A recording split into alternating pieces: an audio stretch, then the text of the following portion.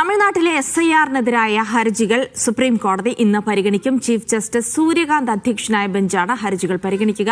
SIR നടപടികൾ റദ്ദാക്കണമെന്നാവശ്യപ്പെട്ട് DMK, TVK അടക്കമുള്ള പാർട്ടികളാണ് supreme കോടതിയിലെത്തിയത്.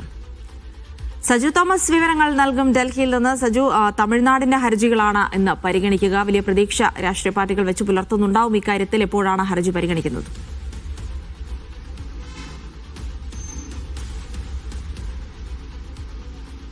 Jilsy, ഇന്ന് ഉച്ചയ്ക്ക് മുൻപാണ് ഈ കേസെടുക്കാൻ സാധ്യത ഇപ്പോൾ നിലനിൽക്കുന്നത്. പ്രധാനമായിട്ടും തമിഴ്നാടടക്കമുള്ള തമിഴ്നാടടക്കമുള്ള സംസ്ഥാനങ്ങൾ SIR-മായി ബന്ധപ്പെട്ട് വലിയ തോതിലുള്ള വിമർശനങ്ങൾ ഉയർത്തിയിരുന്നു.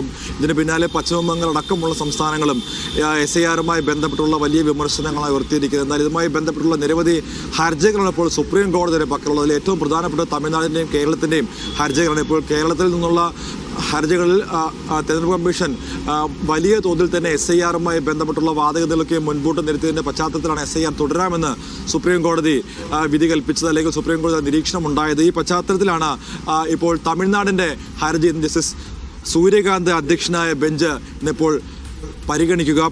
ഏറ്റവും പ്രധാനമായിട്ടും ഈ ഹർജികൾ ചൂണ്ടിക്കാണിക്കുന്നത് SIR-മായി ബന്ധപ്പെട്ടുള്ള DMK അതോടൊപ്പം തന്നെ TVK അടക്കമുള്ള എല്ലാ പാർട്ടികളും വലിയ തോതിൽ പ്രതിഷേധം ഉന്നയിച്ചിട്ടുണ്ട്. ഏതായാലും ഈ കേസുമായി ബന്ധപ്പെട്ട് ഇന്ത്യയിലടക്കം 39 BLOമാർക്കാണ് ജീവൻ നഷ്ടമായിരിക്കുന്നത്. വോട്ടർ പട്ടികയിലെ തീവ്ര പരിഷ്കരണവുമായി ബന്ധപ്പെട്ട കൃത്യതയോടുകൂടി തന്നെ എല്ലാ നടപടികളും ചെയ്യണമെന്നും ഇതിലൊരു കാലതാമസം അല്ലെങ്കിൽ ഒരു സമയതാമസം വന്നത് വലിയ തോതിലുള്ള പ്രതിസന്ധി ഉളവാക്കുന്നു എന്നുള്ള കാര്യങ്ങളൊക്കെയും വിവിധ സംസ്ഥാനങ്ങൾ സുപ്രീം കോടതിയിൽ ചൂണ്ടിക്കാട്ടിയതാണ്. എന്നാൽ ഇന്ന് തമിഴ്നാടിൻ്റെ ഹർജിയിൽ സുപ്രീം കോടതിയുടെ ഭാഗത്തുണ്ടാകുന്ന നിരീക്ഷണങ്ങൾ ഏറെ നിർണായകമാണ്.